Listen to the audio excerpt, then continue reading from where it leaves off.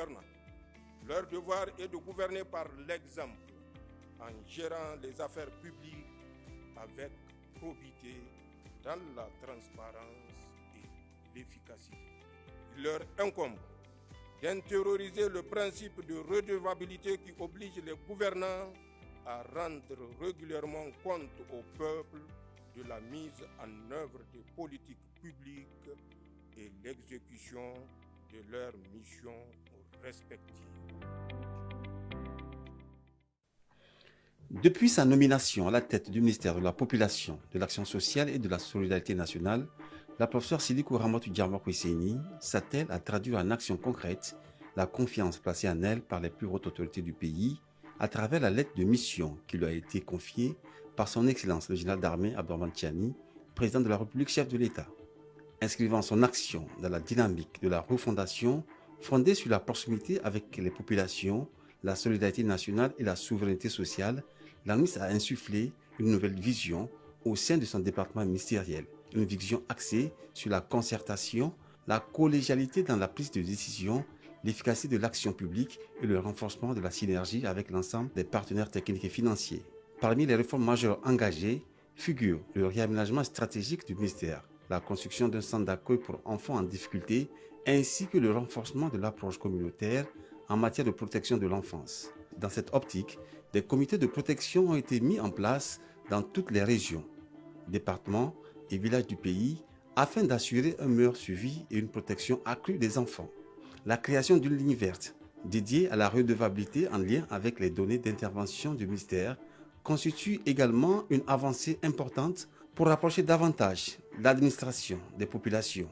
À cela s'ajoute l'amélioration des conditions de vie des personnes âgées, notamment à travers leur représentation au sein du Conseil national des personnes âgées, ainsi que l'institutionnalisation d'un mécanisme spécifique de protection sociale en faveur des personnes vivant avec un handicap. Dans le même élan, le ministère a entrepris la révision de ces différentes politiques et stratégies sectorielles afin de les aligner sur le programme de refondation de la République 2025-2029. Dans le cadre de la sauvegarde de la patrie et de la refondation, le ministère de la Population, de l'Action sociale et de la Solidarité nationale a également apporté sa contribution à l'effort national de guerre. Il s'est en outre engagé dans l'élaboration d'une politique humanitaire conforme aux idéaux de l'Alliance des États du Sahel AES, tout en poursuivant plusieurs missions conjointes de terrain avec les partenaires techniques et financiers, aussi bien à Niamey que dans les régions de Dosso, Difa, Tawa, Tillabéri, Zender et Maradi. Ces missions ont permis d'évaluer les besoins réels des populations, d'apprécier les conditions de fonctionnement des structures sociales et de renforcer la coordination des interventions en faveur des couches les plus vulnérables. Le point culminant de ces missions demeure l'assistance apportée aux populations déplacées internes du village d'Angwal Zoulou, commune rurale de Gafati, région de Zender, avec la construction d'abris et le déploiement de moyens conséquents par les autorités à travers le ministère. Conformément à la vision des autorités de la refondation, le ministère a multiplié les initiatives en faveur de l'autonomisation économique et sociale des femmes à travers divers programmes et projets mis en œuvre avec l'ensemble des acteurs publics, privés et communautaires. Le Niger a également accueilli une importante rencontre des ministres de l'AES en charge de la promotion de la femme. Cette rencontre a abouti à l'adoption de la déclaration de Niamey et à la signature d'une feuille de route visant à renforcer la coopération régionale au sein de l'espace AES. La professeure Sidiki Oumaramatou Diarmakou Seyni a par ailleurs pris part à une rencontre de haut niveau des ministres en charge de l'action humanitaire à Bamako au Mali, témoignant ainsi l'engagement du Niger dans les initiatives régionales de solidarité et d'assistance humanitaire. Le renforcement institutionnel du département s'est également traduit par l'acquisition de matériel roulant et d'équipements informatiques, ainsi que par la validation d'un cadre anticipatoire, multi-risques et multi-acteurs, fruit d'un travail concerté avec les partenaires techniques et financiers. À travers l'ensemble de ces réalisations, conduites dans un esprit de partenariat et de responsabilité partagée, la professeure Sidiki Oumaramatou Diarmakou Seyni confirme sa volonté de faire du ministère de la Population, de l'Action sociale et de la Solidarité nationale un véritable levier de transformation sociale au service des populations et en parfaite cohérence avec les idéaux de la refondation pour un Niger plus solidaire, inclusif et résilient.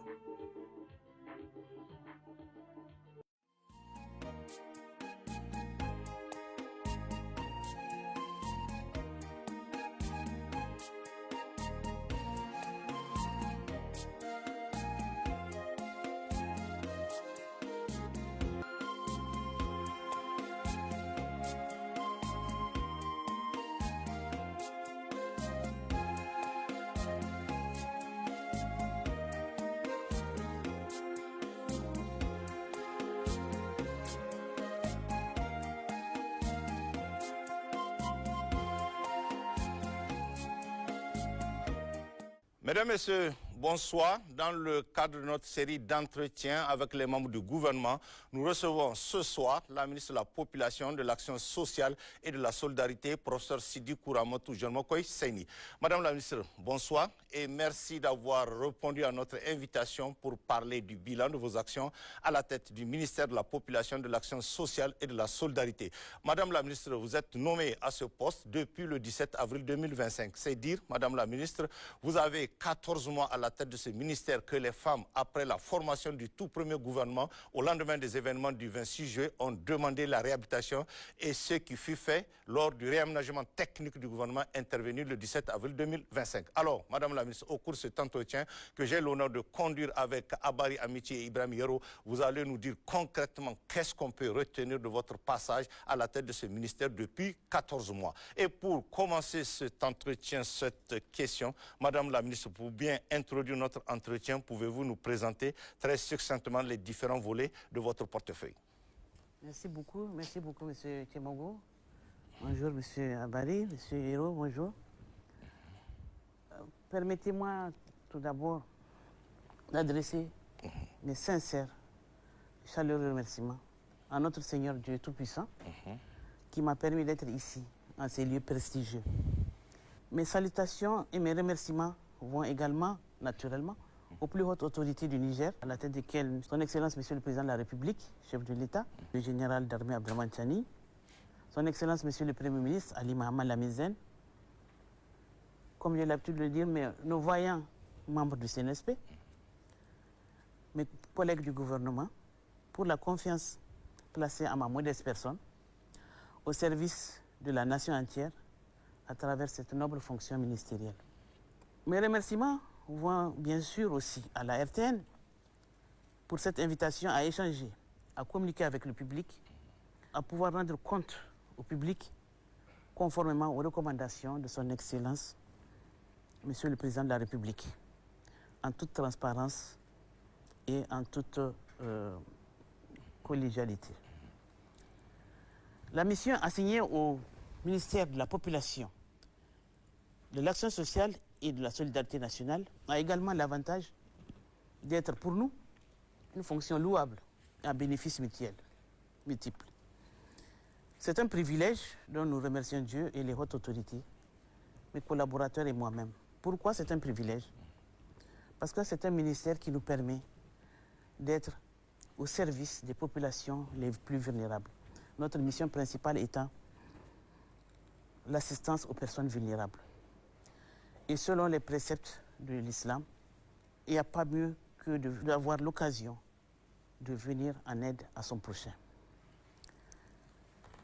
Je remercie tous mes collaborateurs très chaleureusement pour leur engagement, leur bonne foi, leur bonne volonté, leur ardeur au travail, leur abnégation au travail.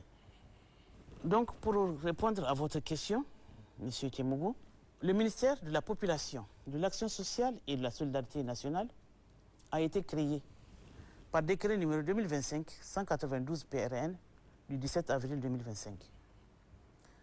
Conformément à la lettre de mission à nous confier par le Président de la République, chef de l'État, Son Excellence le général d'armée Abdraman Chani, ce ministère a en charge les questions de population. Ce ministère a également en charge les questions d'action sociale au niveau de toutes les conditions de vie, notamment des personnes vulnérables ayant besoin d'assistance. Le ministère a également en charge les questions de la protection de l'enfant. Notre ministère a également en charge les questions de la promotion de la femme. En parlant de la femme, ce ministère a été chaudement réclamé par les femmes. Oui. Et permettez-moi, au nom des femmes, au nom de toutes les femmes, de remercier Son Excellence, le général d'armée Abdraman Chani, pour avoir répondu favorablement à l'appel des femmes. Notre ministère a également en charge les questions de solidarité nationale, ces questions qui prennent en compte les aspects humanitaires et la gestion des chocs, que ces chocs soient d'origine humaine ou climatique. Comme vous le constatez, notre ministère a une large couverture, aussi bien quantitativement que qualitativement. Donc nous avons en charge toutes ces questions-là. des jeunes parents certainement qui abandonnent les enfants. On n'entend pas beaucoup parler de ces cas, on a pensé que c'est en régression. Est-ce que vous rencontrez beaucoup de cas de ce genre? Avez-vous des chiffres sur ce genre de cas? Et le deuxième niveau de ma question sur la même chose, vous avez parlé d'un centre de récupération. Est-ce que ce centre il appartient à l'État nigérien, au gouvernement, ou est-ce que c'est un centre privé? C'est un centre entièrement financé par l'État nigérien. Je vous dis qu'en matière de, justement, ce ministère, l'apport de l'État nigérien est majoritaire. C'est un centre entièrement financé par l'État nigérien. Et ces enfants sont des pupilles de l'État. Ils sont entièrement pris en charge par l'État nigérien. Entièrement. Donc, l'apport de l'État à ce niveau, c'est vraiment très palpable, très louable, et ça couvre tout. C'est 100% nigérien. Voilà. Et pour ce qui est des enfants abandonnés, bon, Dieu merci, il y en a de moins en moins parce que les parents se rendent compte, avec le dispositif mis en place, qu'on peut les repérer vite. Mais qualitativement, on peut dire que ça régresse. J'ai deux aspects à vous demander par rapport, puisque vous êtes quand même ministre de la Population. Est-ce qu'on a une idée exacte de la population du Niger aujourd'hui? La population du Niger est estimée à 27 millions d'habitants, il me semble. 27 millions d'habitants aujourd'hui. D'habitants. Maintenant, pour ce qui est des proportions donc entre les hommes et les femmes, il y a plus de femmes que d'hommes. Oui, ça c'est sûr. Maintenant, l'autre aspect, puisqu'il y a le volet aussi action humanitaire que vous gérez. Oui. Et on sait qu'aujourd'hui, la saison de pluie est là avec son lot d'inondations et tout. Oui. Quelles sont les dispositions qui ont été prises par votre pour faire face à la situation? Parce qu'on a vu, quand la pluie commence, que ce soit à Niamey ou à l'intérieur du pays, c'est très compliqué. Quelles sont les dispositions prises par votre ministère pour faire face à la situation aujourd'hui? Oui. Comme nous avons l'habitude de le dire, notre haute saison commence maintenant. Voilà.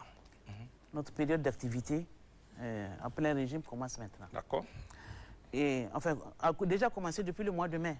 D'abord, sur le plan institutionnel, nous avons au niveau de la primature un comité chargé de la prévention et de la gestion des inondations, présidé par son Excellence Monsieur le Premier ministre, avec comme premier vice-président le ministre de l'Équipement et deuxième vice-président la ministre en charge de la Population. C'est ça. Voilà. Donc, ce comité en charge de la prévention et la gestion des inondations est appuyé au niveau de notre ministère par une cellule de prévention et de gestion des inondations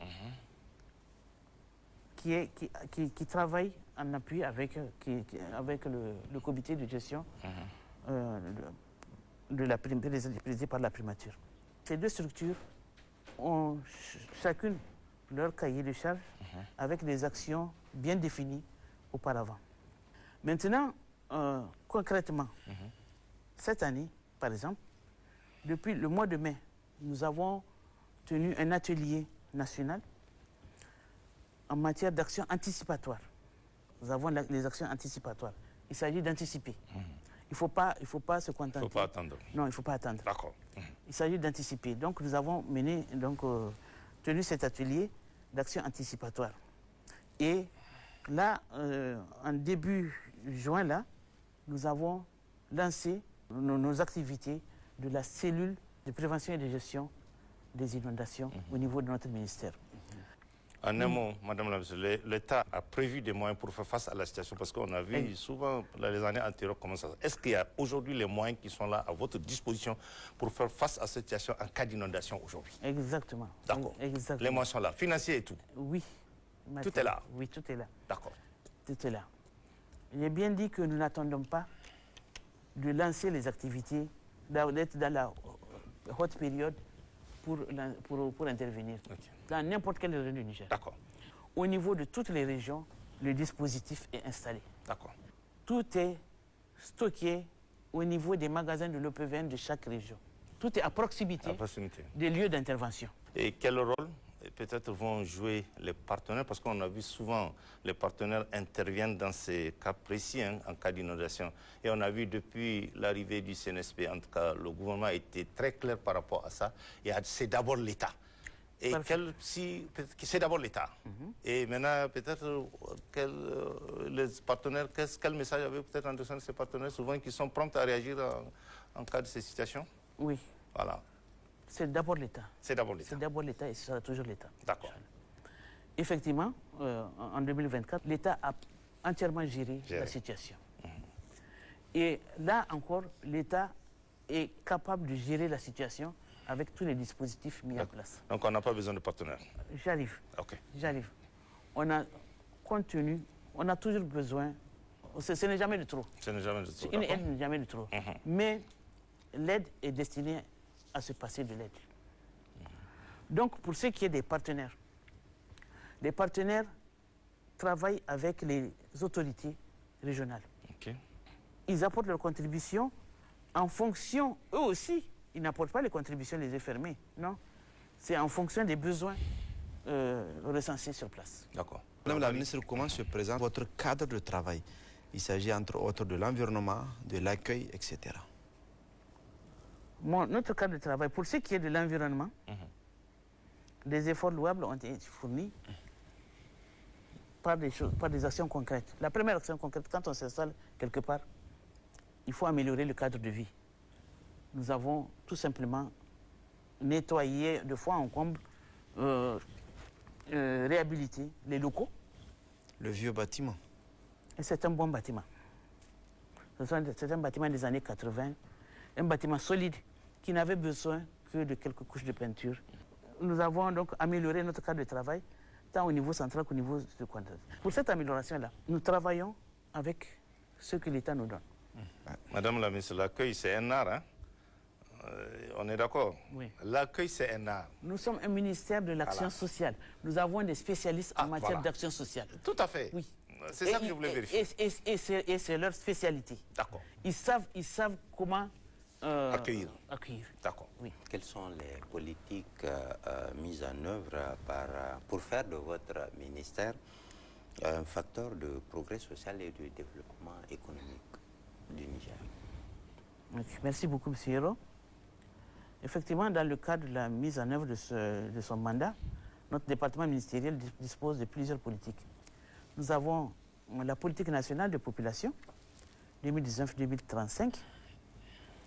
Nous avons la politique nationale de genre, PNG, et son plan d'action qui ont été révisés et qui sont actuellement dans le circuit d'adoption pour la période 2025-2028.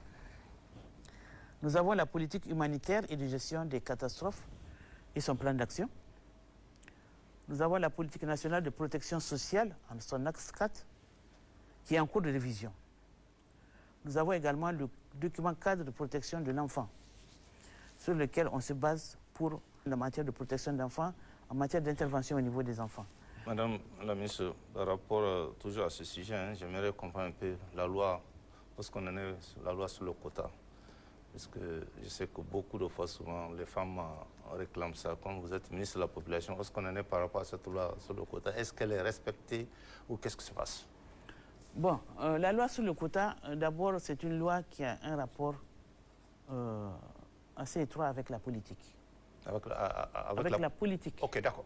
Avec les élections, disons la politique en général. D'accord. Mais dans cette loi sur le quota, il y a le côté technique aussi. Il y a la loi, pour cette loi, il y a des pourcentages en matière de postes électifs et il y a un pourcentage en matière de postes nominatifs. C'est ça. Pour les postes électifs, comme le nom sous-entend, donc ça c'est pour les élections. Donc on n'en est pas là. D'accord. Maintenant pour les postes nominatifs, voilà. C'est là où c'est très important. C'est juste. Les postes nominatifs. Elle est en vigueur, non? Elle est toujours en vigueur, cette loi? Oui, elle est toujours en vigueur. D'accord. Elle est toujours en vigueur. Pour ce qui est des postes nominatifs, ces postes nominatifs doivent être basés sur la compétence, la qualité, la formation des femmes à nommer à tel poste. Donc, c'est purement technique. Depuis l'avènement du CNSP, cette loi est respectée. Très respectée. Les femmes sont très représentés dans les administrations. Très, je ne dis pas très, très, oui. le mot très, je ne sais pas. Ouais, Mais elles sont bien représentées. Elles sont bien représentées. Elles sont bien représentées. Dans l'administration aujourd'hui. Oui, elles sont bien représentées dans l'administration. Ah oui. Et une femme, quand elle s'engage, c'est à fond. Ouais. Je n'ai rien contre les hommes, mais c'est comme ça. C'est la vérité. C'est la preuve que c'est une femme qui parle. Bon. C'est la vérité. Mais c'est la vérité. C'est la vérité. D'accord. Et madame, par rapport toujours à ces différentes politiques dont vous avez évoquées au niveau de votre ministère, qu'en est-il de la coordination des structures féminines? Qu'est-ce qui se passe? Parce qu'on sait que là aussi, c'est un autre sujet. Hein? Oui. Parce qu'il y a beaucoup de ces associations féminines par-ci, par-là. Comment ça se passe concrètement? La coordination de ces structures féminines, elle se porte bien. Elle se porte bien. Oui, elle se porte bien. Toute structure féminine qui se présente à nous pour nous demander quelque chose, la première des choses, pour être prise en compte, pour être reconnue officiellement par le ministère. Tant que vous n'êtes pas enregistré comme structure, pas en tant qu'individu, hein, on n'enregistre pas les individus, on enregistre les structures avec tous les papiers, tous les documents qu'il faut, notamment le premier document, c'est l'arrêté du ministère de l'Intérieur. Ouais. Donc, avec tous ces documents, la structure se fait enregistrer au niveau des différents départements, que ce soit la promotion de la femme, l'action sociale, etc. À partir de ce moment, maintenant, la structure peut prétendre être accompagnée officiellement par notre ministère. Okay. Donc, petit à petit, toutes les structures sont en train de se faire enregistrer. Oui. Maintenant, pour ce qui est de La coordination. Chaque structure a son plan d'action. Oui, bien sûr. Nous accompagnons ces structures techniquement. Nous n'avons pas les moyens financiers. De temps en temps, on a quelques moyens matériels. L'encadrement, hein? Oui, l'encadrement. Mais il y a aussi des moyens matériels, par exemple les machines à coudre, tout ça, pour accompagner donc, ces structures selon leurs activités. Ouais. Mais l'un dans l'autre, toute structure féminine est obligatoirement sous tutelle de notre ministère. À ce niveau, Madame la Ministre, vous avez essayé, parce qu'on a vu qu'il y a des structures dont les instances n'arrivent pas à se renouveler. C'est toujours les mêmes, au niveau des mêmes structures, chez les femmes. Madame la Ministre, excusez-moi, permettez-moi cette parenthèse. Et vous avez essayé de réunir à travers ce cadre générationnel, ce transfert d'idées, d'expériences générationnelles. Vous avez fait une première expérience ici à l'Université de Niamey. Faudra-t-il aujourd'hui renouveler ou redynamiser le cadre de ces instances-là au niveau des femmes? Ça se renouvelle progressivement. Vous avez parlé de l'AFN. C'est ça. L'AFN, c'est la première structure féminine. C'est ça. Au Niger. Au Niger. Ouais. Aujourd'hui, l'AFN est en phase de redynamisation. Madame la Ministre, vu l'étendue des missions de votre ministère, quels sont vos moyens de fonctionnement? Est-ce que vraiment vous avez aujourd'hui les moyens de fonctionnement pour ce ministère? Donc, on a vu les missions qui sont vraiment nobles et vraiment vastes. Hein? Oui, comme j'ai l'habitude de le dire, les moyens de fonctionnement, oui, on ne peut pas dire qu'on ne les a pas, on les a. On les a, les et moyens votre budget, c'est combien pour parler du budget de fonctionnement de ce ministère? Notre budget de fonctionnement est inversement proportionnel à la taille de notre ministère. Voilà. C'est à combien? On peut avoir une idée? Oui. C'est combien? À titre illustratif, pour l'exercice budgétaire 2026, les crédits alloués à notre département ministériel s'élèvent à 1 milliard 770 millions 713 481 francs CFA, dont 500 millions de francs CFA pour les charges du personnel. Ce qui suppose 1 milliard 200 millions de francs CFA sont consacrés à la mise en œuvre des activités, donc au fonctionnement. Pour un effectif de 348 cadres, dont 198 féminins et 150 masculins, toutes catégories confondues, et 264 agents du service civique national. Les interventions de l'État, donc c'est sur fonds propres. Et quel est notre moyen de fonctionnement? Nous, tout simplement une gestion raisonnée, une gestion transparente. Madame la Ministre, le ministère, vous l'avez dit vous-même tout à l'heure quand vous avez expliqué, c'est des interventions presque au quotidien en direction des personnes âgées, des personnes vulnérables, des populations nécessiteuses et tout. Oui. Et comment travailler, faire tout ça avec ce montant dont vous avez évoqué? On travaille un ministère aussi important. Hein? On ne travaille pas seul. Ah, Je vous ai d'accord. dit. On ne travaille pas seul. Ok. Je vous ai dit qu'on travaille avec d'autres structures. D'autres structures. Notamment la primature. Ah, ok. Oui. Il y a un secrétariat permanent au niveau de la primature. D'accord. Nous avons la DGPC. Le ministère de l'Intérieur. Le ministère de l'Intérieur. Nous avons le ministère de l'Intérieur. Nous avons beaucoup d'autres structures. Je parle des structures étatiques. Hein. Étatique, tout Je à parle fait. des structures étatiques. Vraiment, sur le plan étatique, on est bien couvert, on fonctionne bien. Et bien sûr, si le ministère en charge des Finances veut bien nous augmenter notre enveloppe, on ne demande pas mieux. Mais on a obtenu le tiers de ce qu'on a demandé. Ok. Madame la ministre, quelle approche réaliste et pragmatique mettez-vous en œuvre pour l'épanouissement de nos populations dans leur environnement? Réaliste et pragmatique. D'abord, pour ce qui est d'approche pragmatique, notre département ministériel s'est engagé à promouvoir l'approche droit humain. Donc, l'approche droit humain en ce sens que toute intervention s'inscrit dans le respect des droits spécifiques. Nous avons aussi l'habilitation des communautés à prendre en charge elles-mêmes les aspects du développement local. Nous avons l'autorisation des groupes vulnérables pour leur pleine participation. Nous avons l'implication des chefs traditionnels et leaders religieux dans la sensibilisation des communautés sur les questions de population et de développement. Et là, je peux vous assurer qu'un travail formidable est mené, a toujours été mené par des autorités coutumières qui sont en contact direct avec ces populations, notamment au niveau du monde rural. Et ce travail, d'ailleurs, a été reconnu à tous les niveaux, que ce soit sur le plan national, que sur le plan international. Par ailleurs, dans le cadre de la promotion de la parenté responsable, plusieurs activités de communication sociale pour un changement de comportement ont été initiées, notamment l'organisation des caravanes de sensibilisation. Nous avons des conférences débats au niveau des universités. Nous avons le renforcement des capacités des acteurs sur les questions de population et de développement.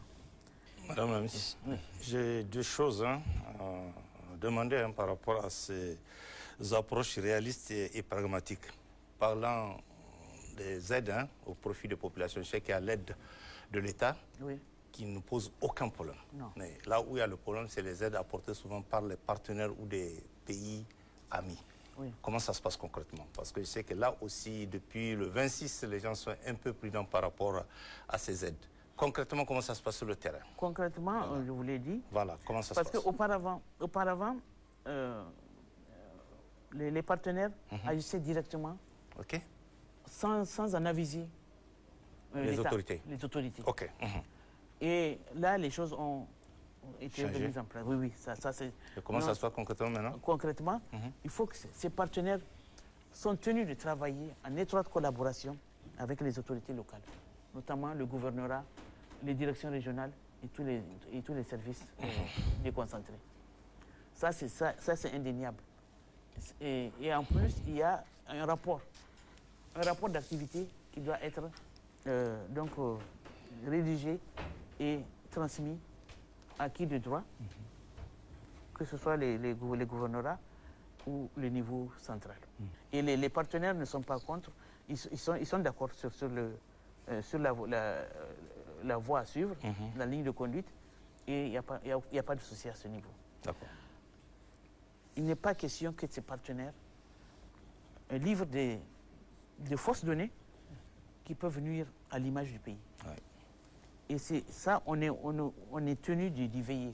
Ça fait partie de notre lettre de mission aussi, parce que nous travaillons avec ces partenaires et c'est à nous aussi d'attirer leur attention qu'ils ne doivent pas mener des actions qui peuvent nuire à la réputation du pays. D'accord. L'autre aspect, puisque vous avez beaucoup insisté sur le pragmatisme au niveau de votre ministère, parce que vous êtes en contact direct avec les populations. Oui. Maintenant, je sais que, puisque vous êtes totalement sur le terrain, mais souvent, on voit peu d'actions au niveau médiatique. Qu'est-ce qui se passe? C'est quoi le problème? On voit peu, hein, parce que c'est un ministère qui est en contact direct avec les populations, où souvent vous les aidez et tout, mais sur le plan communicationnel, souvent on voit peu d'actions. Qu'est-ce qui se passe? Puisque le directeur de la télé, là, je viens, il sourit, il me regarde. Qu'est-ce qui se passe par rapport à cette question? Je voulais dire que c'est la question qui fâche. Ah non, on va arriver à la question qui fâche. Pas forcément. Enfin, il y a deux aspects. D'abord, on vous a parlé du budget. Notre budget est étriqué. Ouais. Donc, comme on gère notre budget en mère de famille, c'est-à-dire que là où on voit que ce qu'on peut dépenser pour financer une télévision, on peut utiliser cette somme-là pour subvenir aux besoins d'une famille. La famille ne sera que plus contente. La télévision, c'est bien bon, la communication, c'est bien bon. Madame, il faut que vos actions soient visibles. Oui, voilà. J'arrive. Il faut que nos actions soient visibles. Maintenant, pour ce qui est de la visibilité de notre action, étant donné qu'en tant que ministère, nous avons le droit à une diffusion prise en charge par l'État. Prise en charge par l'État. Et c'est le cas? Oui. Non, il n'y a pas de souci.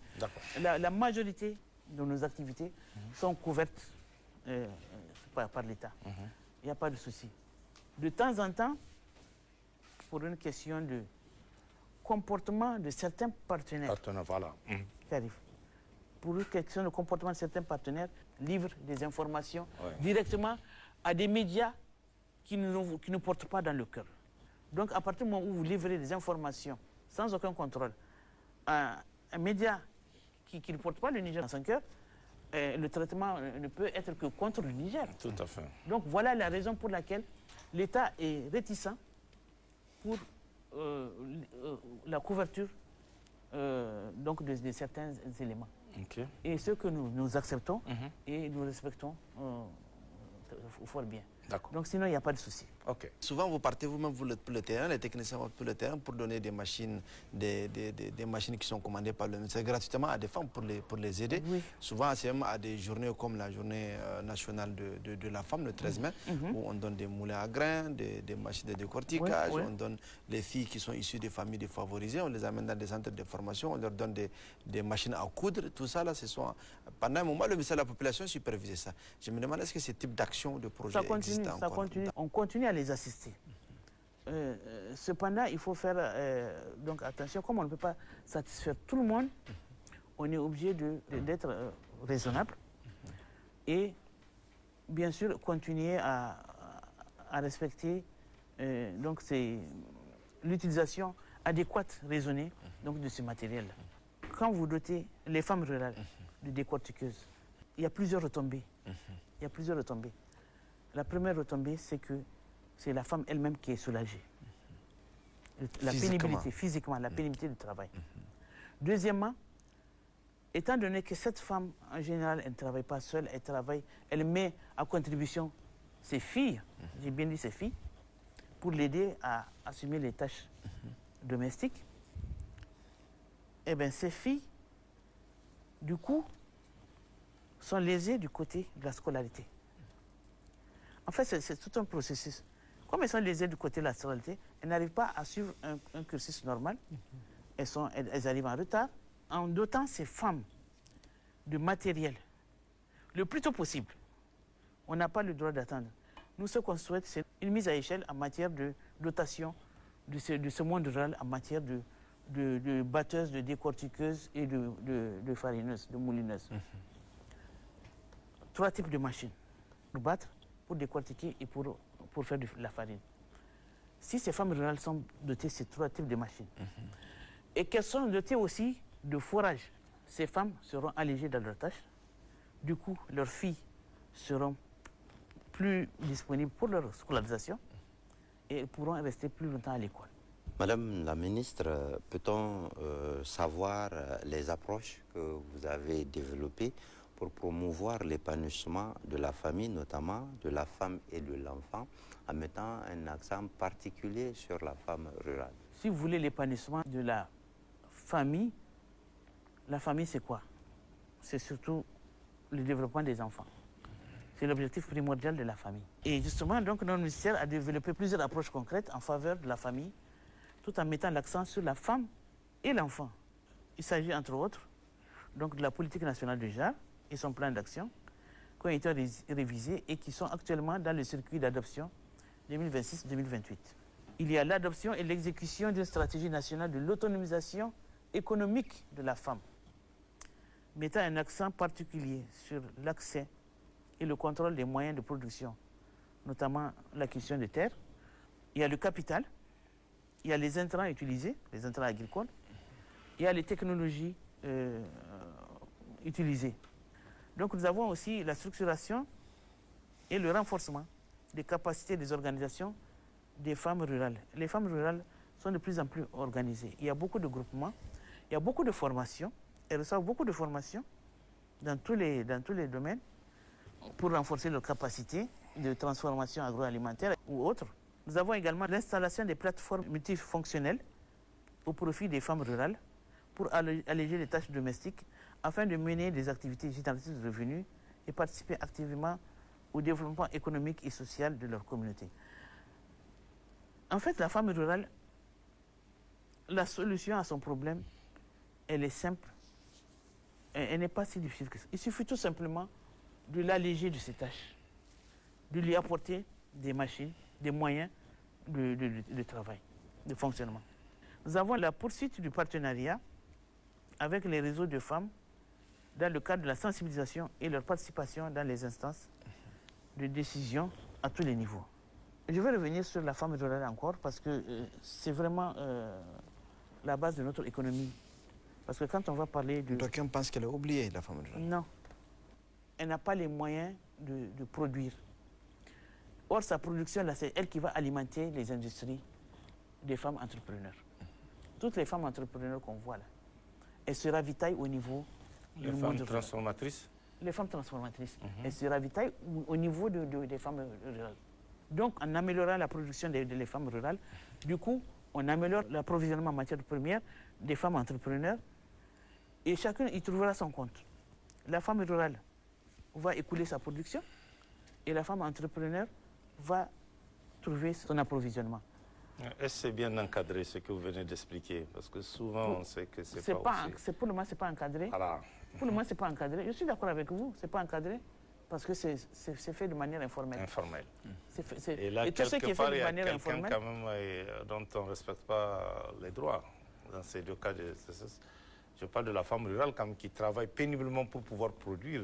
Justement, pour respecter ses droits, voilà. Encore faut-il qu'elle ait les moyens de ne pas être fatiguée. Tout à fait, d'accord. À titre illustratif, on peut citer entre autres résultats la formation et l'accompagnement. Ça, ce sont des chiffres concrets, donc des résultats qu'on a obtenus. La formation et l'accompagnement de 44 799 adolescentes, dont l'âge varie entre 10 et 19 ans, entre 2023 et 2025, dans des espaces sûrs communautaires, à travers le programme Ilmi Zamandounia. Ce sont des programmes cadrés et parrainés, conduits par le ministère de façon officielle, avec des budgets bien spécifiques. Nous avons l'appui en kit d'autonomisation économique, notamment les équipements d'allègement des tâches domestiques. Vous voyez, on revient toujours à la même question, toujours au même fondement. Du matériel aratoire, des intrants agricoles. Donc ces kits ont été livrés, 15 825 femmes et filles dans les 8 régions ont bénéficié de ces kits d'autonomisation. Nous avons la formation et l'accompagnement en AGR de 25 000 adolescentes dans les régions de Maradi et Zender. Nous avons la formation au métier de 2100 filles et femmes dont l'âge varie entre 15 et 25 ans à travers le projet Lafia IAL. Nous avons la formation et la sensibilisation de 2222 femmes en AGR. Nous avons la formation de 876 femmes en leadership. Nous avons l'appui de 52 groupements féminins en AGR.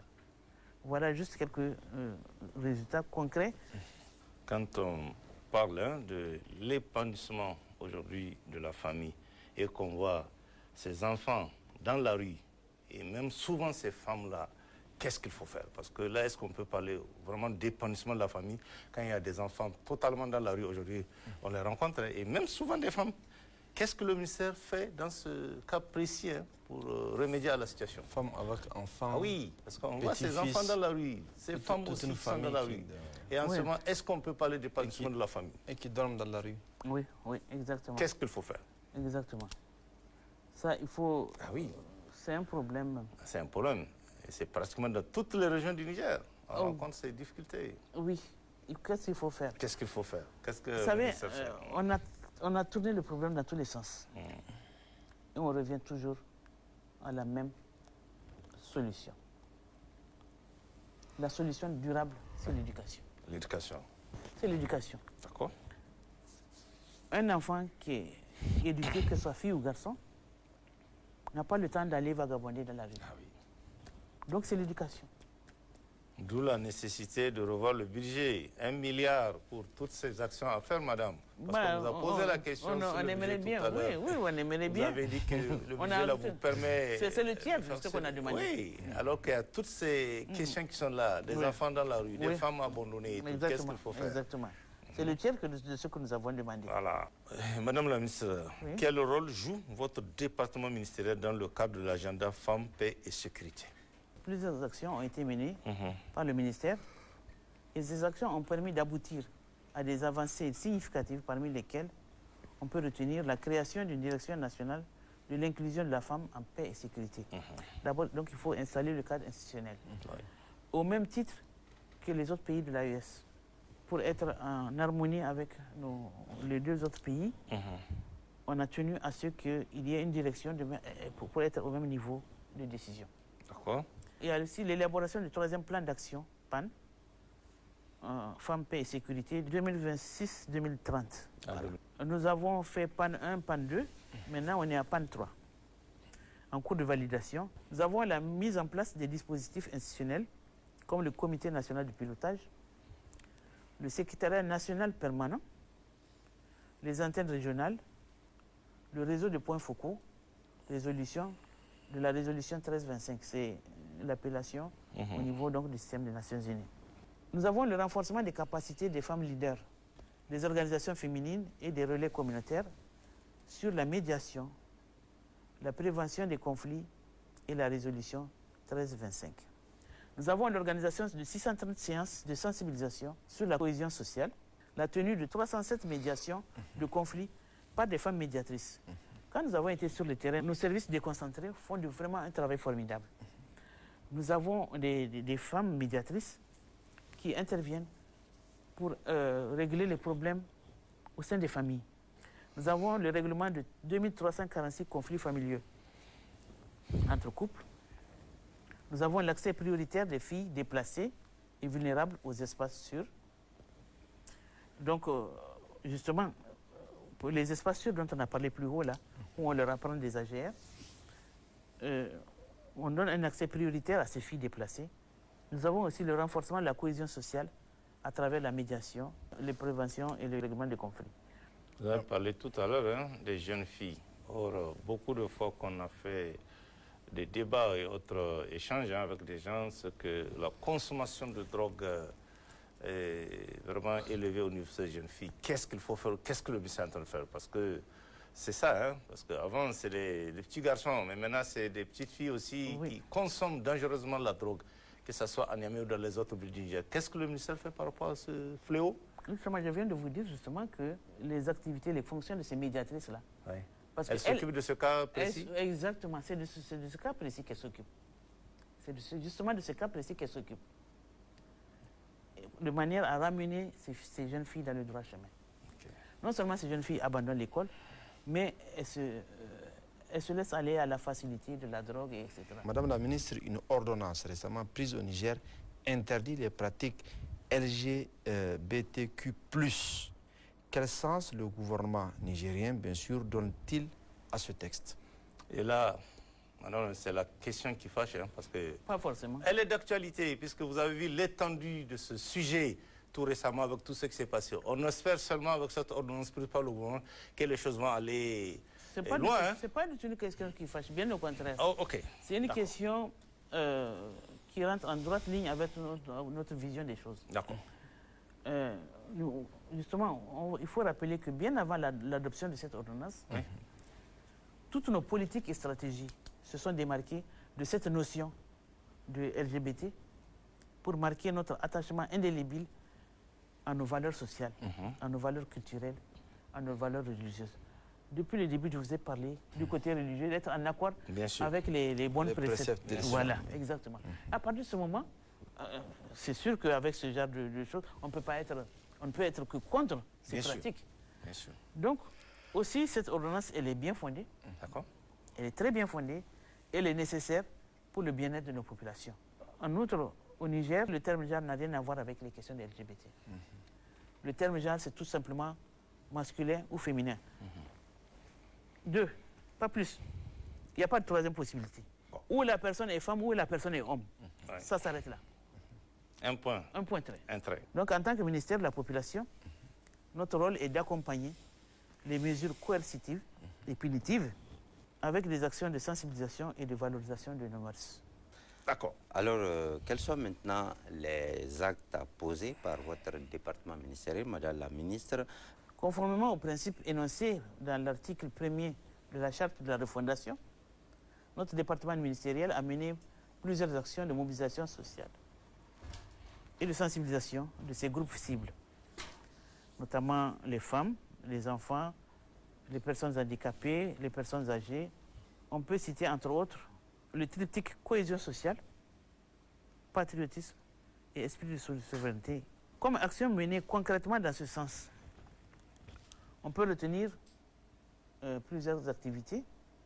Par exemple, l'organisation de 16 jours d'action patriotique pour la promotion des droits humains, qui a touché environ 4000 personnes, dont 700 hommes. On peut citer aussi l'organisation de plusieurs séances de sensibilisation et de prières collectives qui continuent, Dieu merci. On peut citer environ 30 000 personnes, hommes et femmes, sensibilisées sur les droits des femmes et leur capacité à contribuer à la refondation nationale lors de la Journée nationale de la femme. Quand on a tenu la Journée nationale de la femme cette année, on a écarté tous les aspects festifs pour les remplacer par justement cet esprit de mobilisation générale et de refondation nationale et de patriotisme. On peut citer le lancement de la campagne de mobilisation générale que nous avons eu à faire justement en collaboration avec les femmes du CCR. La continuité des contributions personnelles à l'effort de guerre. S'agissant de la cohésion sociale, au niveau de notre ministère, nous avons mis en place une cellule d'écoute des plaintes et de référencement des cas de violence basés sur le genre, dénommée FABA, couplée à une ligne verte gratuite 4 fois, qui a été créée au niveau donc, du ministère de la Population, de l'Action sociale et de la Solidarité nationale. Donc si, par exemple, que ce soit basé sur le genre, que ce soit femme ou homme qui soit agressé, la personne peut appeler ce numéro et demander de l'aide. Et comment manifeste cette aide à votre niveau pour ces personnes qui sont victimes de ces violences? Si par exemple c'est un conjoint qui met en danger la vie de sa femme, on va conseiller à la femme de se mettre un peu à l'écart parce que la vie, on n'a qu'une seule vie. Bien sûr. De se mettre à l'abri. Pour un moment. Pour un moment. Le temps que l'autre, la colère de l'autre côté soit apaisée, parce que ça va s'apaiser. Et aussi, on peut faire appel à des éléments de la famille pour intervenir. Un couple qui ne s'entend pas, qui a des problèmes, il faut faire appel aux médiatrices. Tout à l'heure, on a parlé des médiatrices. Tout à fait. Les médiatrices, d'abord. On essaie de régler les choses à l'amiable. Madame la ministre, quelle réforme sociale prioritaire pour refonder notre pays? Parce que là aussi, c'est un sujet qui revient régulièrement depuis que nous sommes dans la refondation. Vraiment, quelles sont les réformes? Parce que souvent, quand on regarde ce qui se passe, on n'a vraiment pas l'impression que les gens ont compris c'est quoi cette refondation. Quelles sont les réformes sociales maintenant, peut-être pensées par votre ministère? Notre ministère a pensé à un certain nombre de réformes qui ont été engagées, notamment l'élaboration du décret d'application de l'ordonnance numéro 2024-20 du 29 mai 2024 relative aux principes fondamentaux de protection sociale des personnes âgées. Ce projet de décret est dans le circuit d'adoption. Il a été récemment traité au niveau de la Côte-Verte. Donc c'est dans le circuit d'adoption. pour les personnes âgées. D'accord. Nous avons l'édition de la carte d'égalité des chances aux personnes handicapées. Nous avons la mise en place de la plateforme FABA, dont on a parlé tout à l'heure. Nous avons la réhabilitation du fonds de soutien aux personnes handicapées. Et là aussi, le texte est en cours d'élaboration. Nous avons la création de la direction de l'inclusion des femmes en paix et sécurité. Et nous avons notre direction de l'inclusion sociale. Madame la ministre, quel contenu concret avez-vous donné au volet action sociale de votre portefeuille que les Nigériens doivent retenir comme bilan à votre actif?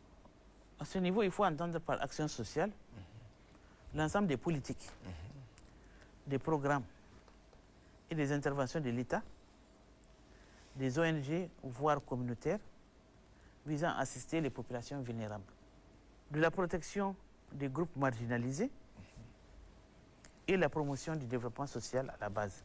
En termes de bilan, on peut retenir la délivrance de 4006 cartes d'égalité des chances, couplées aux filets sociaux inclusifs au profit des personnes handicapées.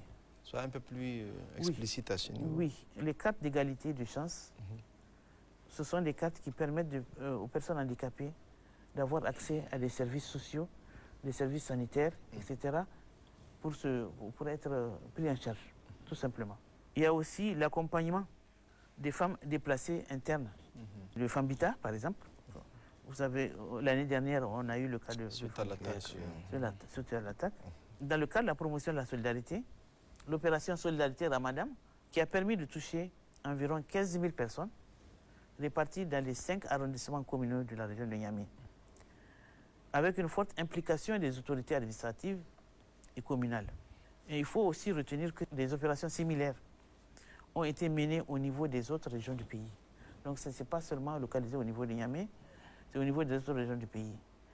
Et à cette occasion, notre ministère a eu à livrer, de la même façon que pour les inondations, à couvrir tout le territoire avec des biens alimentaires cette fois-ci. Nous avons aussi la délivrance de 627 certificats de prise en charge médicale au profit des personnes handicapées dans le cadre de l'utilisation des services de santé. Donc, en plus de la carte d'égalité des chances, il y a une prise en charge médicale au profit des personnes handicapées. Nous avons l'assistance à 170 ménages vulnérables en cash. Nous avons l'appui à 830 ménages en articles non alimentaires.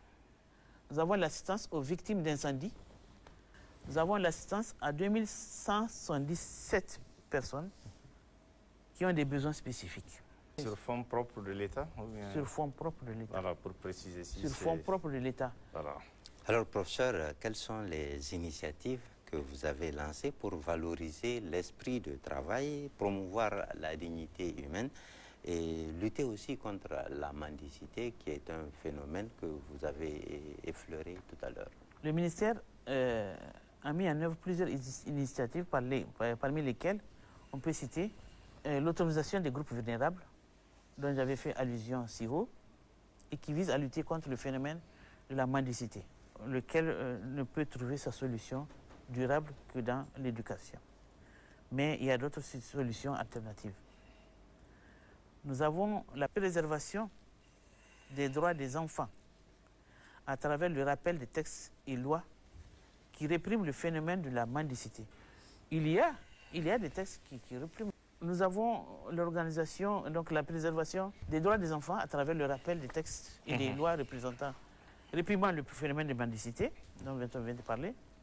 Nous avons l'organisation des séances de sensibilisation ayant permis l'engagement des leaders communautaires, religieux et des parents en faveur de la lutte contre le phénomène de mendicité. Nous avons 30 225 talibés recensés au niveau de 601 lieux d'hébergement dans les grands centres urbains et retournés dans leurs familles et ou placés dans des centres d'apprentissage. Nous avons 1550 mendiants rapatriés des pays voisins, du Burkina Faso, du Sénégal, du Tchad, du Togo, à travers le comité technique multisectoriel chargé du rapatriement des Nigériens à l'extérieur, en accord avec, en collaboration avec le ministère en charge des Affaires étrangères. Oui. Nous avons la co-organisation du colloque international sur la mendicité au Sahel, tenu récemment à l'université, du 24 au 26 mars 2026, et qui a été placé sur le thème « Regard croisé sur la mendicité au Sahel ». Au niveau de ce colloque-là, je vous ai dit, on a tourné la question dans tous les sens. La principale solution, c'est l'éducation. Et maintenant, il y a d'autres solutions intermédiaires qui peuvent intervenir. Mais il faut les moyens. C'est ça le problème. Beaucoup de moyens même. Il faut beaucoup de moyens. Parce que non seulement, on a vu les Maliens qui ont été rapatriés par avion. Ça n'a aucun sens. Et ils sont retournés. Ils sont retournés, justement. C'est ça aussi. Ils sont retournés. Même à Niamey, ceux qui ont été attrapés ont repris. Oui, voilà, ils sont retournés. Donc il faut noter que toutes les personnes rapatriées ont été sensibilisées sur plusieurs thématiques, notamment sur les méfaits de la mendicité. Okay. L'école de Marie, où est-ce que nous en sommes, Madame la ministre? L'école des Maris a eu tellement de succès que ça a été exporté au-delà de nos frontières. Tout à fait. Oui. Est-ce que l'initiative se poursuit au Niger ou... Ça se poursuit. Ça se poursuit. Et c'est de plus en plus institutionnalisé. Ça se poursuit.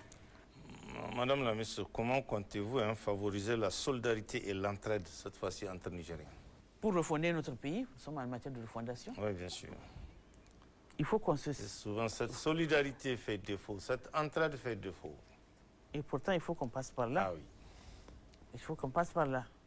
Parce que personne ne peut vivre en autarcie. En autarcie, tout Non. à fait. Il faut toujours travailler, enfin, fonctionner avec son environnement. Donc, sur ce plan-là, mon département ministériel est déjà dans le processus d'élaboration d'une stratégie nationale de solidarité nationale.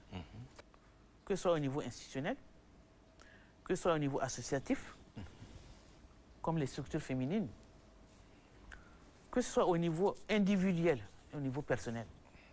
Parce que ça commence là aussi. Il faut que la personne soit convaincue, que la personne s'engage de façon personnelle et donc à être solidaire de son voisin. Du personnel, ça va à l'associatif, et de l'associatif, ça va à l'institutionnel. Donc en ce moment, c'est bien structuré. Sur le plan national, qu'est-ce que vous faites, Madame la ministre Justin, pour favoriser la solidarité? Ça veut dire pour amener les Nigériens vraiment à être solidaires. Il y en a qui ne partagent pas. Qu'est-ce que le ministère fait? Ça va, partage, parce que j'ai dit justement... Qu'est-ce que le ministère fait pour amener vraiment les Nigériens à être davantage solidaires? Il a été rappelé ici sur le plateau par Abdoulaye ici, qui est le plus grand donateur au niveau du fonds de solidarité, est un étranger. C'est quelqu'un qui est venu d'ailleurs. C'est l'un des richismes des pays voisins qui a donné plus de contributions au FSSP en matière individuelle. Qu'est-ce que vous faites pour amener vraiment les Nigériens à s'engager, à être vraiment solidaires? Parce qu'aujourd'hui, dans le cadre de la résilience, de la refondation, on a vraiment besoin de cette solidarité. Et c'est cette mission qui fait partie de l'autre portefeuille de votre ministère, oui. La solidarité. Au niveau du ministère, notre ministère, c'est la fonction officielle de notre ministère, la solidarité nationale. Bien sûr. Par ailleurs, il convient de rappeler que les mécanismes endogènes de solidarité et de protection sociale traditionnels sont déjà capitalisés par les études antérieures et nous sommes en train de faire la promotion de ces bonnes pratiques.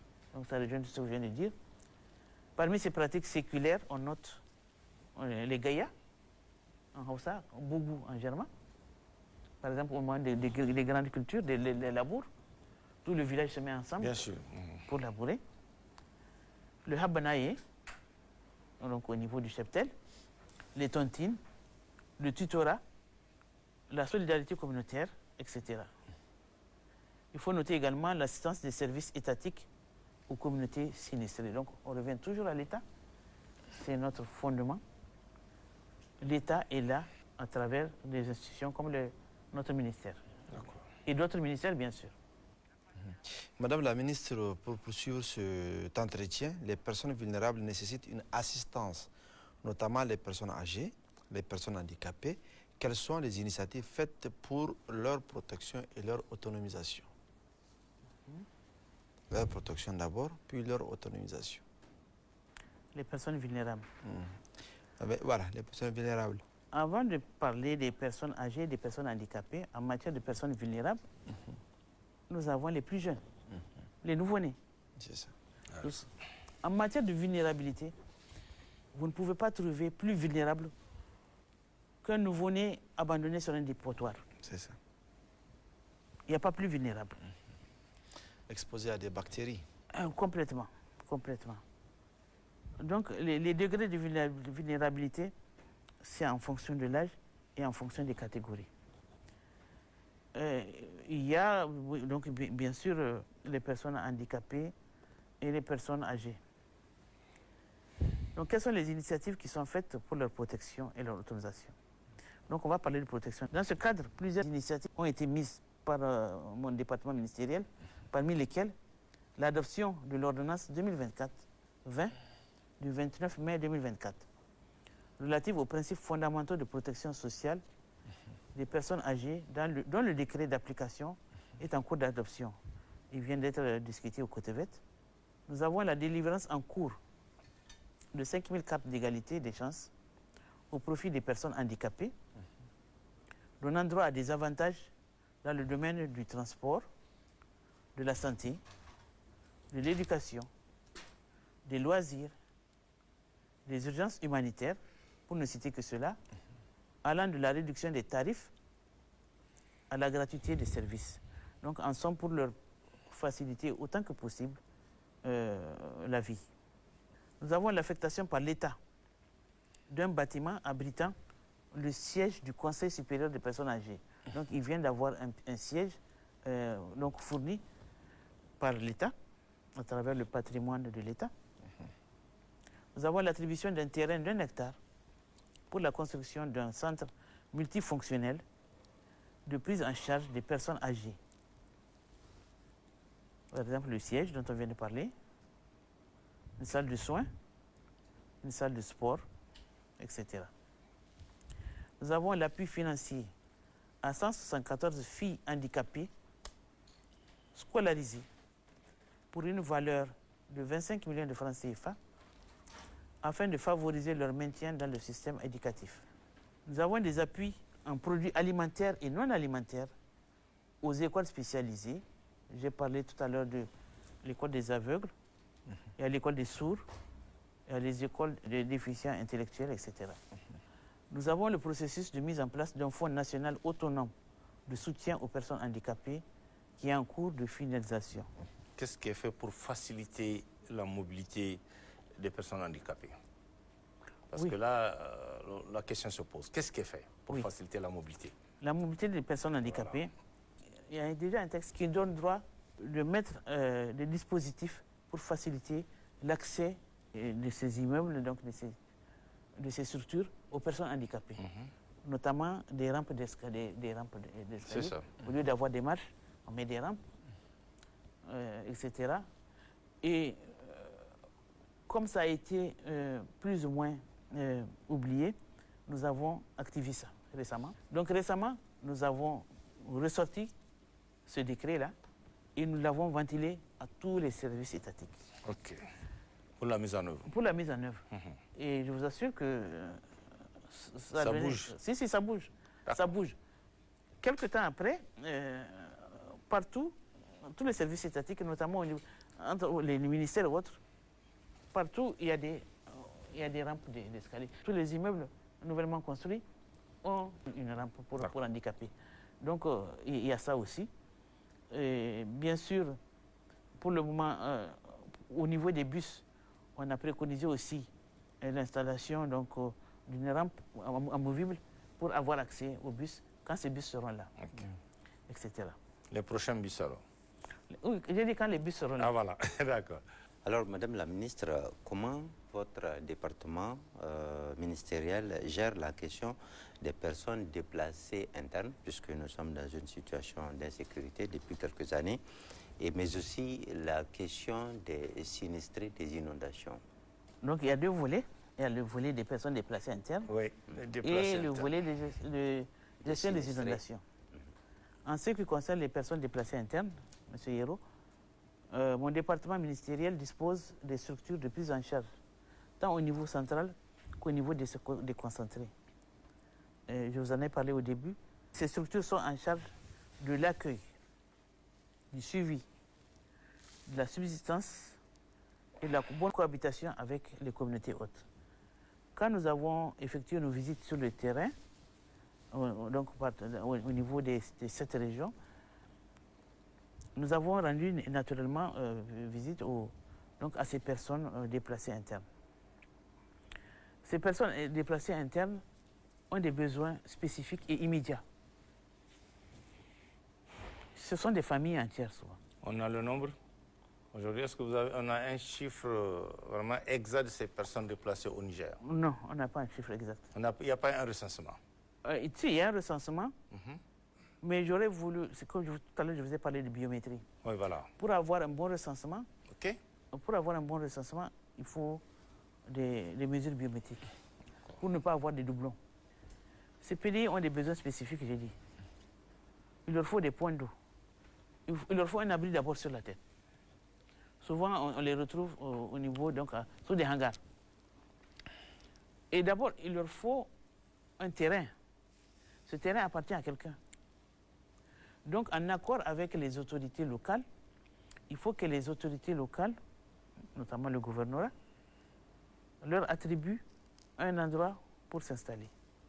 Il y a le besoin de points d'eau, il y a le besoin d'école, il y a le besoin d'accompagnement pour avoir une vie décente.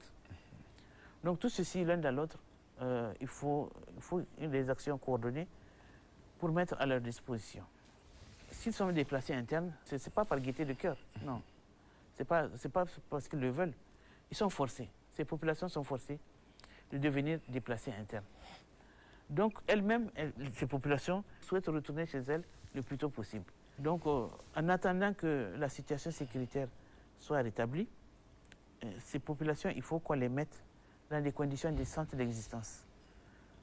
Donc abri sur la tête, fourrage, école et activités génératrices de revenus. Parce que ces femmes-là, il y a une majorité de femmes, ne vont pas venir du matin au soir se tourner les pouces. Il faut nécessairement qu'elles soient occupées. Donc là aussi, il faut leur trouver des activités pour des AGR. Et le cas des personnes qui viennent d'ailleurs? Parce que vous avez ici cité l'exemple des personnes déplacées internes et les réfugiés. Ce sont les réfugiés. Les réfugiés, voilà. Les réfugiés sont pris en charge par le ministère de l'Intérieur. Pour ce qui est du volet gestion des inondations, voilà. S'agissant de ce volet, il faut rappeler qu'un comité national de prévention et de gestion des inondations, présidé par son Excellence, Monsieur le Premier ministre, a été mis en place pour prendre en charge la question des inondations.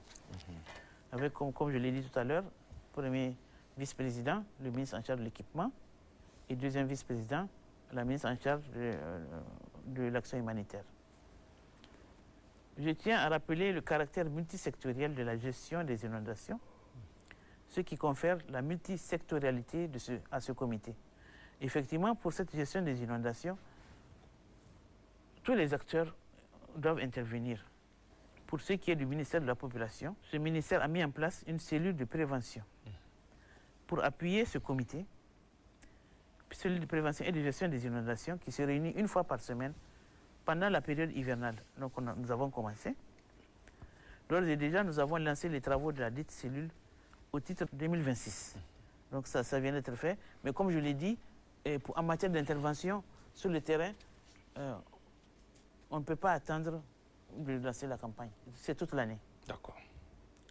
Ainsi, les actions menées dans le cadre de la gestion des inondations ont permis de toucher 76 538 ménages, soit 574 111 personnes ayant bénéficié de vivres et biens non alimentaires.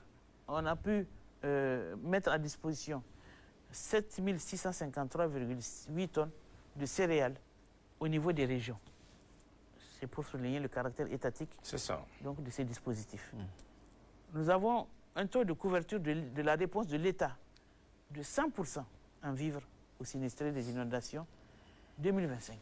Nous avons 29 563 ménages sinistrés assistés, soit 206 941 personnes sinistrées assistées en kit abri et biens non alimentaires, des kits d'hygiène.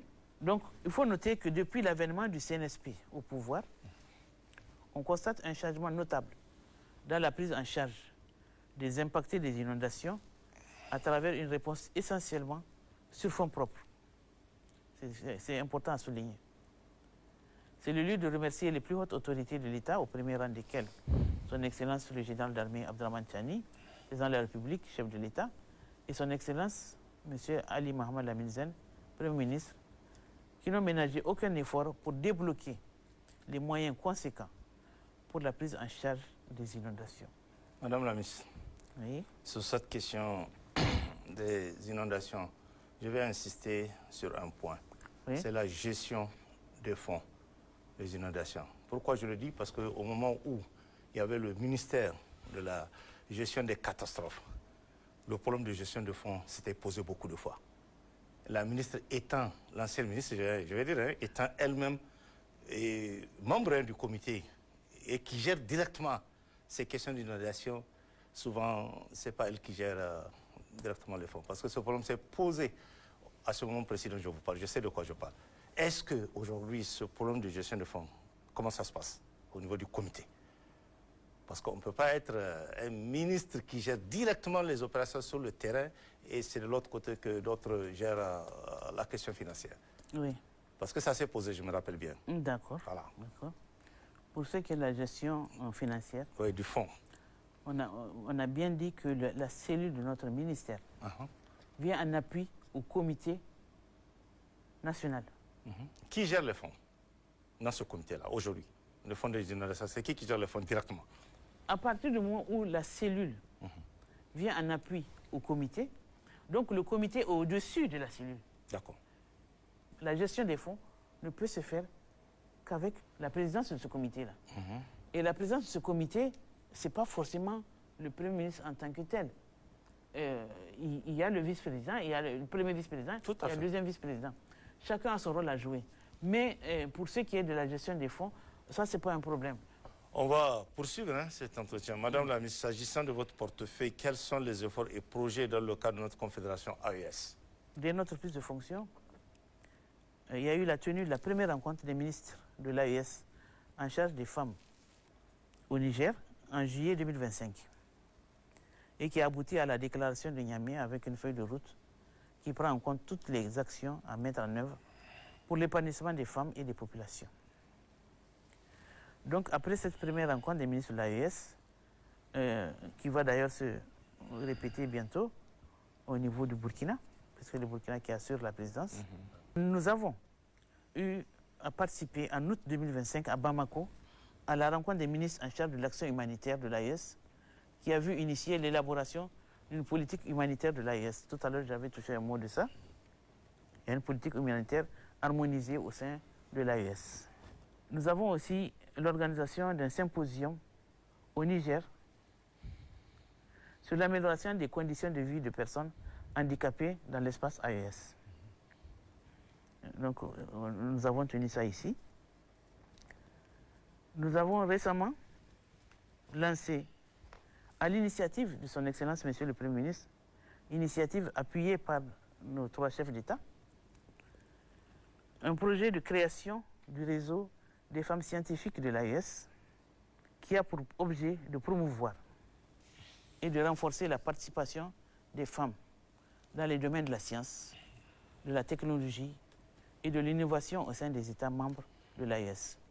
Dans chacun de ces 3 pays de l'AES existe déjà une structure, un réseau de femmes scientifiques en charge de la science, où les femmes scientifiques ont des missions, ce sont des structures étatiques.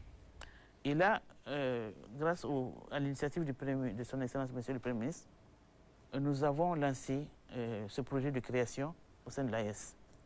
Actuellement, en matière de rencontres au sein de l'AES, la tenue de la 2e réunion des ministres en charge des questions de la femme, qui aura bientôt lieu, Inch'Allah, au Burkina Faso en juillet 2026, et qui verra l'opérationnalisation du cadre de concertation des ministres, de même que celui de la coordination régionale de la plateforme de l'AES.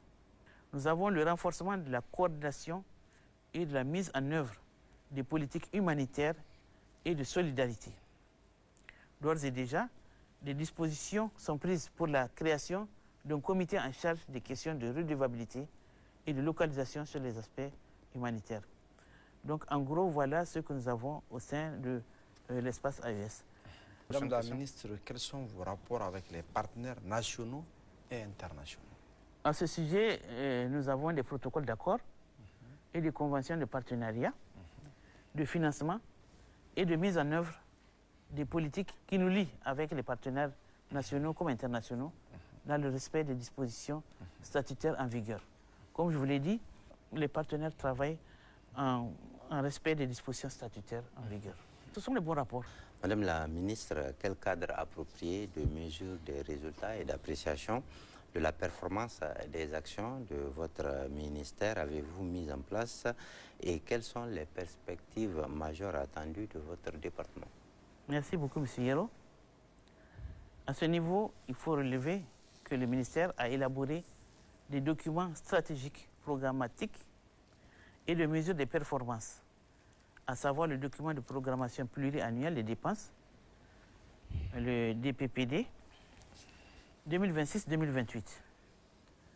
Il y a aussi le projet annuel de performance PAP 2026 et le rapport annuel de performance RAP 2025. Dans la même optique, nous avions réalisé plusieurs missions ministérielles à l'intérieur du pays. Ces dernières, faudra-t-il le souligner, nous ont permis de nous imprégner des conditions de travail des agents, d'échanger avec les communautés et de nous enquérir de l'état de fonctionnement des services déconcentrés qui font un travail formidable. Nos collaborateurs à l'intérieur du pays font un travail formidable. Mais il y en a des directions régionales qui n'ont pas de siège, Madame la ministre. Ça va venir, Inch'Allah. Ils sont logés quelque part. L'essentiel, c'est le travail. C'est le travail. Je le rappelle parce que votre objectif, c'est de créer un meilleur cadre pour les agents. Oui, oui. Par exemple, à Tawa, Voilà. quand on était à Tawa. Le chantier en souffrance d'Ara. Exactement, exactement. Le chantier, donc il suffit de trouver un moyen de finaliser ce chantier. Et comme ça, la direction régionale aura son siège. En termes de perspective, mon département ministériel se focalisa donc à court et moyen terme sur les aspects suivants, notamment l'aspect de la cohérence et l'adaptation des politiques et stratégies au programme de refondation de la République. Le développement d'une planification stratégique 2026-2030 assortie d'une planification opérationnelle triennale glissante qui sera le document de référence pour tous les intervenants dans notre domaine d'intervention. La poursuite de l'enrôlement biométrique des personnes déplacées internes dans les régions touchées par le phénomène. L'élaboration des projets et programmes structurants dans les domaines d'intervention du ministère. La réactualisation du plan triennal de contingence inondation. L'opérationnalisation de la plateforme de réduction de risques et catastrophes.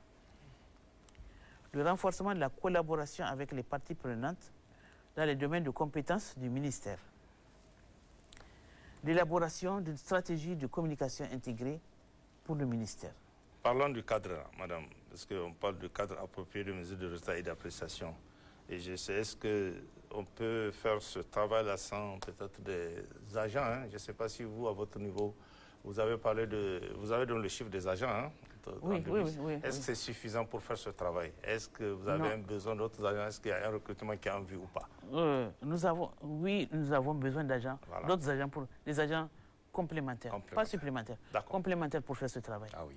Nous en avons besoin. Et qu'est-ce qu'il faut faire? Il faut un recrutement. Madame, on a pratiquement fait le tour du sujet. Maintenant, pour finir cet entretien, quel sera votre mot de la fin? Quel sera votre mot de la fin? Par rapport à tout ce qui a été dit pendant des heures. Hein? Tout n'a pas été dit. Ah oui? Ah non. D'accord. Il reste encore. Ah, mais bon, je réponds à vos questions, c'est tout. Ah oui? Oui, mais tout n'a pas été dit. Parce que si je dois vous dire tout ce que j'ai à dire, on va y passer la journée. Ah oui. Bon, ça, on n'est pas dans un amphi. Non. Voilà. On a tenu compte de vos questions aussi. Oui, bien sûr.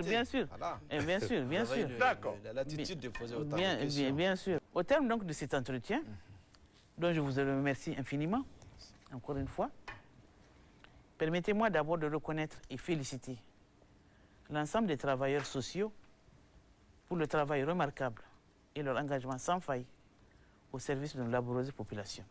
Je tiens à saluer la résilience de nos populations qui, malgré les défis sécuritaires, économiques et climatiques, tiennent bon et contribuent efficacement à la marche inexorable de notre pays pour la souveraineté nationale. Ça, il faut le dire, notre population est particulièrement résiliente.